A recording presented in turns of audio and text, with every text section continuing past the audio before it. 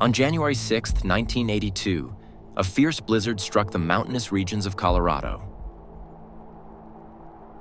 Temperatures had plunged to a bone-chilling -20 degrees Fahrenheit.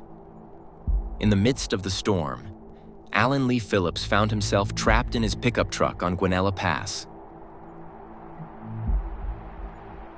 Desperate for help, Phillips began signaling SOS with his truck's headlights.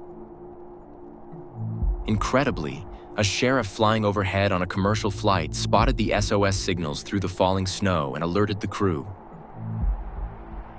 The flight crew then radioed down to dispatch at the sheriff's office. Local Fire Chief Dave Montoya responded to the call and drove up the treacherous pass. When he arrived, he was shocked to find Alan Lee Phillips, a familiar face, bruised and cold but alive. Montoya, recalling the night, said it was one of the craziest rescues he had ever been part of. At that time, the snow really started coming back. And I got up there to the top, and sure as heck, there he was in his little pickup with the exhaust going out, and he saw me, and he freaked out. He said, "Ah, God, I'm saved." I pulled up, and he jumped out of the truck, jumped in my truck, and he says, "Man, am I glad to see you." I said, "What the hell are you doing up there?" And I recognized him. I knew who he was. It seemed like a story of survival against all odds. If only it ended there. Earlier that same day, 2 young women vanished while hitchhiking near Breckenridge, Colorado. 29-year-old Bobby Joe Oberholzer and 21-year-old Annette Schnee. They were last seen in the vicinity of Hoosier Pass. Bobby Joe, a free-spirited woman who had recently moved to Colorado with her husband Jeff, was last seen around 7:50 p.m. after leaving a local pub. She had called Jeff earlier that night, saying she was out for drinks with friends and would hitch a ride home. When she failed to return, Jeff went to the police, but they informed him it was too soon to file a missing persons report. The following morning, a rancher contacted Jeff, reporting that he had found Bobby Joe's driver's license and some personal items in his driveway. As Jeff drove to the ranch, he stumbled upon Bobby Joe's backpack, along with a bloody glove and tissue in the snow. Alarmed, a group of friends set out to search for her on Hoosier Pass, the route she typically took home. Tragically, they discovered Bobby Joe's lifeless body lying off the road, partially buried in a snowbank, about 10 miles from Breckenridge. Investigators determined that Bobby Joe's body had frozen due to the frigid temperatures. She had zip ties around her left wrist, and a gunshot wound to her chest indicated she had been shot at close range. The scene revealed signs of a struggle, suggesting she had fought to escape her attacker. Nearby, a single orange booty sock was found, which did not belong to Bobby Joe. Additionally, a large brass hook keyring, crafted by Jeff for Bobby Joe's self-defense, was discovered in the vicinity. Just 2 days later, on January 8th, a co-worker reported Annette Schnee missing after she failed to return home. Investigators quickly established that Annette was last seen in Breckenridge around 4:30 p.m. on January 6th, just hours before Bobby Joe disappeared. Like Bobby Joe, Annette often hitchhiked, raising suspicions that their cases might be connected. Annette's body was discovered 6 months later, on July 3, 1982. A young boy fishing at Sacramento Creek, approximately 23 miles from Breckenridge, stumbled upon her body, fully clothed and face down in the water. Autopsy results indicated that Annette had been shot in the back at a downward angle, suggesting she may have been on her knees or fleeing from her assailant.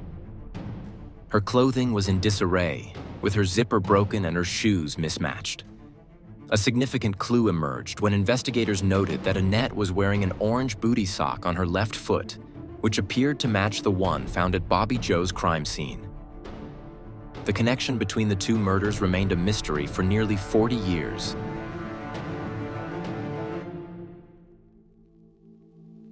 However, advances in DNA technology eventually allowed investigators to isolate an unknown male profile from the blood discovered on Bobby Joe's glove and tissue.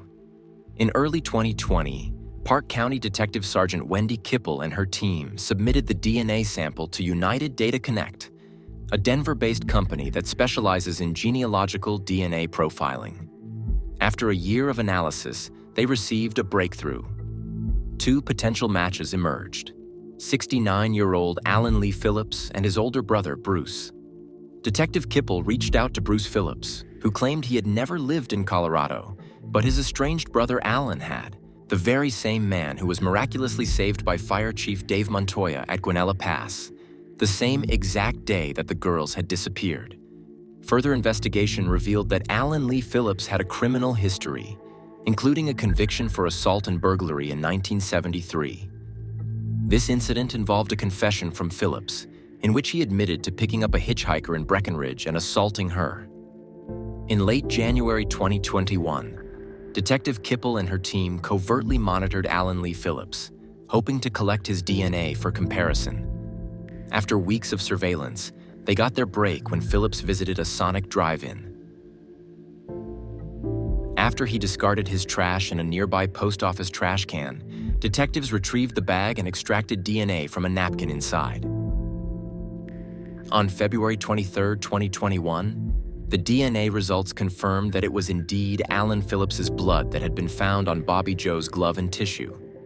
Further testing on the orange booty sock revealed that Annette's DNA was on the inside, while Bobby Joe's DNA was on the outside, solidifying the connection between the 2 murders. On February 24, 2021, Alan Lee Phillips was arrested during a traffic stop near his home. He faced multiple charges, including 2 counts of first-degree homicide, kidnapping, and assault. Despite the overwhelming evidence, Phillips maintained his innocence throughout the proceedings.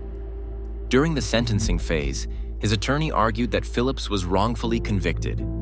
However, on February 27, 2023, just 2 years after his arrest, Alan Lee Phillips died by suicide in prison. The heartbreaking stories of Bobby Joe Oberholzer and Annette Schnee serve as a poignant reminder of the relentless pursuit of justice. After decades of uncertainty, their families finally found closure,